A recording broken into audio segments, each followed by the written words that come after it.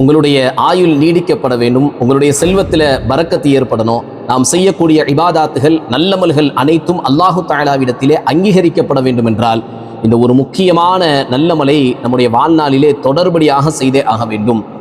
இன்னைக்கு கை சேதம் என்னன்னா, நிறைய நபர்கள் இந்த அமலை பொதுபோக்காக ரொம்ப சர்வசாதாரணமாக விட்டு விடுகிறார்கள்.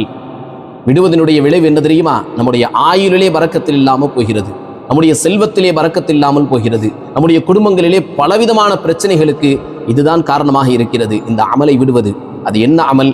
அந்த அமலை முழுமையாக தெரிந்து கொண்டு அமல் செய்வதற்கு இந்த வீடியோவை முழுமையாக பாருங்கள்.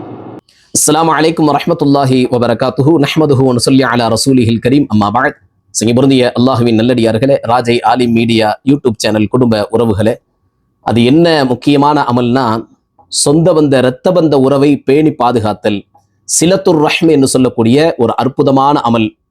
இன்னைக்கு கை சேதம் என்னன்னா, இன்ஸ்டாகிராமு, ஃபேஸ்புக்கு, யூடியூப் எல்லா ரீல்ஸ் எல்லாத்தையும் எடுத்து பார்த்தா ஒட்டுமொத்த மீடியாக்களும் சொல்லக்கூடிய சில விஷயங்கள், சொந்த பந்தத்தை நம்பாத, சொந்த பந்தம் உனக்கு உதவாது, சொந்த பந்தம் நீ கீழே விழுந்தினா உன்னை பார்த்து சிரிக்கும், கேலி செய்யும், இப்படின்னு ஒரு சோகமான மியூசிக்கை வச்சு ஒரு தடித்த குரலிலே நம்முடைய உள்ளத்திலே பதியும் அளவிற்கு திரும்பவும் திரும்பவும் இது போன்ற மீடியாக்கள் நம்முடைய உள்ளத்திலே பதிய வைக்கிறது. என்ன ஆச்சுன்னு சொன்னா, ஓஹோ சொந்த பந்த உறவுகள்லாம் இப்படித்தான் இருக்கும் போல, நம்ம கீழே விழுந்தா நம்மளை கேலி செய்யும், நமக்கு எந்த உதவியும் செய்யாது போல, எனவே நாம் உறவு முறையை கொஞ்சம் துண்டித்து வாழ்வதுதான் நம்மளுக்கு சிறந்தது என்று இஸ்லாமியர்கள் முதற்கொண்டு நிறைய நபர்கள் முடிவெடுத்து சொந்த பந்தத்தை துண்டித்து வாழ்கிறார்கள். இது போன்ற மீடியாக்களினுடைய குப்பைகளை குப்பை தொட்டியிலே தூக்கி எறிந்துவிட்டு அல்லாஹ் என்ன சொல்கிறான், நம்முடைய மார்க்கம் நமக்கு என்ன சொல்கிறது என்பதை மாத்திரமே நாம் ஒரு முஸ்லிமாக அதை முழுமையாக பின்பற்றியே ஆக வேண்டும். உறவுகளை துண்டித்து வாழ்வது என்பது இன்னைக்கு ரொம்ப சர்வசாதாரணமாக ஆயிருச்சு. அல்லாஹு தஆலா குர்ஆன்ல கடுமையாக எச்சரிக்கிறான். சூரா முஹம்மதுல 22வது வசனம் 23வது வசனத்தை எடுத்து ஓதி பாருங்க. அல்லாஹ் அதுல சொல்லுவா, நீங்கள் பூமியிலே குழப்பம் செய்து உங்களுடைய இரத்த பந்த உறவை நீங்கள் துண்டித்து வாழ்கிறீர்களா, உலாயிக லஅனஹுமுல்லாஹ், அவர்கள்தான் அல்லாஹ்வினுடைய சாபத்திற்குரியவர்கள். அல்லாஹு அக்பர். உலாயிக லஅனஹுமுல்லாஹ், அவர்கள்தான் அல்லாஹ்வினுடைய சாபத்திற்குரியவர்கள். எவ்வளவு கடுமையான வார்த்தை! இரத்த பந்த உறவை துண்டித்து வாழ்த்தால் அல்லாஹ்வினுடைய சாபம் கிடைக்கும் என்று அல்லாஹ் கடுமையாக எச்சரிக்கிறான். அது மட்டுமல்ல அன்பானவர்களே, கண்மணி நாயகம் ஸல்லல்லாஹு அலைஹி வஸல்லம் அவர்கள் சொல்லக்கூடிய இந்த ஹதீஸுகளை பாருங்கள். நாம் உறவு முறையை துண்டித்து வாழ்ந்தால் நம்முடைய நல்லமல்கள் கூட ஏற்றுக்கொள்ளப்படாமல் போய்விடும். நபி ஸல்லல்லாஹு அலைஹி வஸல்லம் அவர்கள் சொல்லக்கூடிய இந்த ஹதீஸ் முஸ்னத் அஹ்மதிலே பதிவு செய்யப்பட்டிருக்கிறது. ஆதமுடைய மக்களுடைய நல்லமல்கள் ஒவ்வொரு வியாழக்கிழமை மாலை, அதாவது வெள்ளிக்கிழமை இரவு அல்லாஹு தஆலாவினுடைய சன்னிதானத்தில் எடுத்து காமிக்கப்படும். அப்பொழுது யார் உறவு முறையை துண்டித்து வாழ்கிறானோ அவனுடைய அமல்கள் ஏற்றுக்கொள்ளப்படாமல் போகும், அவனுடைய அமல்கள் ஏற்றுக்கொள்ளப்படாது. சிங்கபுரந்தி அல்லாஹ்வின் நல்லடியார்களே, நாம் உறவு முறையை துண்டித்து வாழ்வதனால் எவ்வளவு பெரிய கை சேதம் தெரியுமா? எவ்வளவு பெரிய கை சேதம் தெரியுமா? லைலத்துல் கத்ர் இரவு 1000 மாதங்களை விட சிறந்த அந்த புனிதமான இரவில் கூட நாம் எவ்வளவு நல்லமல் செய்தாலும், எவ்வளவு துஆக்கள் செய்தாலும், நம்முடைய பாவங்கள் எல்லாம் அழித்து கரிக்கக்கூடிய அந்த இரவில் கூட யார் உறவு முறையை துண்டித்து வாழ்கின்றானோ அவனுடைய அமல் ஏற்றுக்கொள்ளப்படாது, அவனுடைய துஆ ஏற்றுக்கொள்ளப்படாது, அவனுக்கு மன்னிப்பு வழங்கப்படாது. எவ்வளவு கைசேதமான விஷயம்! அல்லாஹு தஆலா நம் அனைவர்களையும் காப்பாற்றுவானாக. அதே சமயம் உறவு முறையை பேணி இரத்த பந்த உறவுகளை சந்தோஷப்படுத்தி அவர்களோடு இணங்கி வாழ்ந்தால் அதற்கு கிடைக்கக்கூடிய கூலி என்ன தெரியுமா? புகாரி ஷரீஃபிலே 5986வது ஹதீஸாக பதிவு செய்யப்பட்டிருக்கிறது. கண்மணி நாயகம் ஸல்லல்லாஹு அலைஹி வஸல்லம் அவர்கள் சொல்லுவார்கள், எவர் தன்னுடைய வாழ்வாதாரம் விசாலமாக்கப்பட வேண்டும் என்று ஆசைப்படுகிறாரோ, தன்னுடைய ஆயுள் நீடிக்கப்பட வேண்டும் என்று எவர் ஆசைப்படுகிறாரோ அவர் தன் இரத்த பந்த உறவுகளை பேணி கொள்ளட்டும். இரத்த பந்த சொந்த பந்தத்தை நாம் பேணி பாதுகாத்தால் அல்லாஹு தஆலா நம்முடைய ஆயுளை நீடிக்கிறான், நம்முடைய செல்வத்தில ரிஸ்கில அல்லாஹு தஆலா பரக்கத்தை ஏற்படுத்துகிறான். கண்மணி நாயகம் ஸல்லல்லாஹு அலைஹி வஸல்லம் அவர்கள் சொன்னார்கள். யோசிச்சு பாருங்க, நம்ம இதுக்கு தானங்க பாடுபடுறோம். நம்முடைய வாழ்நாள்ல ஆயுள் நீடிக்கணும்னு ஆசைப்படுறோம், எல்லாருக்குமே ஆசை இருக்கும், நம்முடைய ஆயுள் நல்ல நிறைய வருஷம் வாழணும்னு சொல்லி, நம்முடைய செல்வத்துல பரக்கத்து இருக்கணும், நம்முடைய வியாபாரத்துல பரக்கத்து இருக்கணும்னு ஆசைப்படுறோம். ஆனா இரத்த பந்த உறவை நாம் பேணி பாதுகாத்தால் அல்லாஹ்வினுடைய வாக்குறுதி இருக்கு.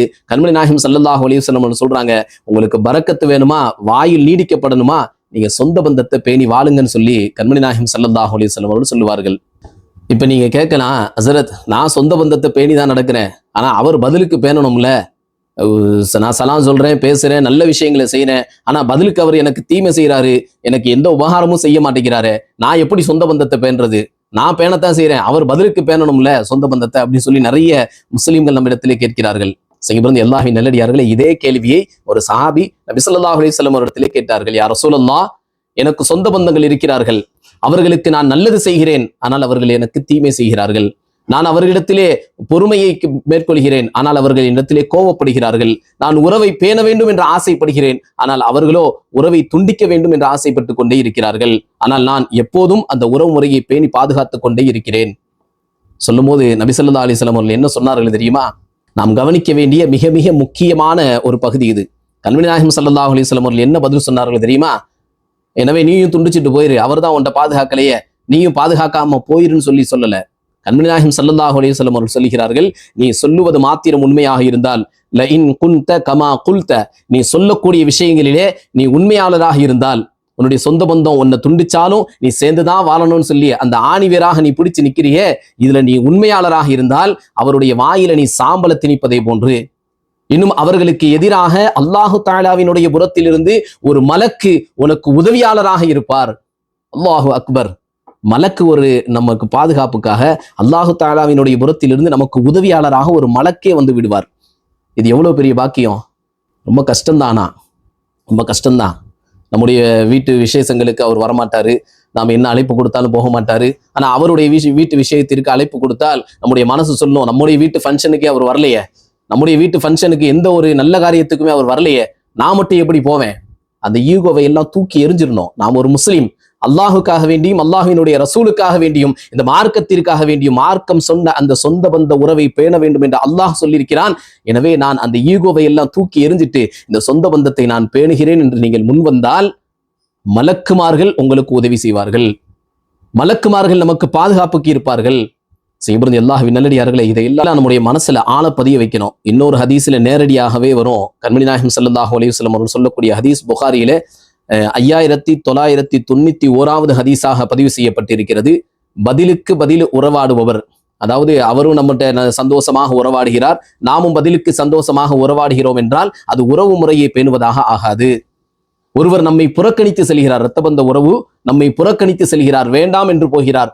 அப்படிப்பட்டவரிடத்திலும் அல்லாஹுக்காக வேண்டி நாம் இறங்கி சென்று, நீ இரத்தபந்த உறவுப்பா, என்னுடைய தம்பிப்பா நீனு, என்னுடைய அக்காப்பா நீனு, என்னுடைய தாய், என்ன ஒன்னாலும் அல்லாஹுக்காக வேண்டி நாம் அந்த உறவை பேணி பாதுகாத்தால் இது உறவு முறையை பேணியதாக ஆகும் என்று கண்மணி நாயகம் ஸல்லல்லாஹு அலைஹி வஸல்லம் சொல்லுவார்கள். எனவே அன்பான சகோதரர்களே, இந்த மேல சொன்ன எல்லா ஹதீஸ் ஆயத்தெல்லாம் இந்த வீடியோவின் மூலமாக நம்முடைய வாழ்க்கையில ஒரு மாற்றம் ஏற்படணும். ஏன்னா ரொம்ப முக்கியமான விஷயம். சொந்த பந்தங்கிறது சாதாரணமான விஷயம் இல்லை. அது சிலத்துர் ரஹ்ம், ரஹ்மானுடைய ரஹ்மிலிருந்து வரக்கூடியது என்றெல்லாம் ஹதீஸ் வருகிறது. அல்லாஹ்வினுடைய ரஹ்மானுடைய ரஹ்ம் என்ற வார்த்தையிலிருந்து வந்திருக்கிறது. அதாவது இந்த ரஹ்ம் சொந்த பந்த உறவை நாம் கண்டிப்பாக பேணியே ஆக வேண்டும். பேணி பாதுகாத்தால் மலக்குகளுடைய பாதுகாப்பு கிடைக்கிறது, செல்வத்திலே பரக்கத்து ஏற்படுகிறது, ஆயுள் நீடிக்கப்படுகிறது, நம்முடைய எல்லா பிரச்சனைகளுக்கும் அது முடிவாக இருக்கும். அல்லாஹ் ஜல்ல சுப்ஹானஹு வ தஆலா வாழ்நாள் முழுக்க இந்த இரத்த பந்த உறவுகளை பேணி பாதுகாத்து வாழக்கூடிய தௌஃபீக்கினை அல்லாஹு தஆலா நம் அனைவர்களுக்கும் தந்தருள் புரிவானாக. யாரெல்லாம் உறவு முறையை துண்டித்து வாழ்கிறார்களோ அல்லாஹு தஆலா அவருடைய உள்ளத்திலே மாற்றத்தை ஏற்படுத்தி அல்லாஹுக்காக வேண்டி உறவு முறையை இணங்கி வாழக்கூடிய தௌஃபீக்கினை அல்லாஹு தஆலா அவர்களுக்கும் நமக்கும் வழங்கி அருள் புரிவானாக. நம்முடைய குடும்ப உறவுகள், நண்பர்கள், உற்றார் உறவினர்கள் அனைவருக்கும் இந்த வீடியோவை முழுமையாக ஷேர் செய்து நன்மையில் நீங்களும் கூட்டாகிக் கொள்ளுங்கள். அஸ்ஸலாமு அலைக்கும் வரஹ்மத்துல்லாஹி வபரகாத்துஹு.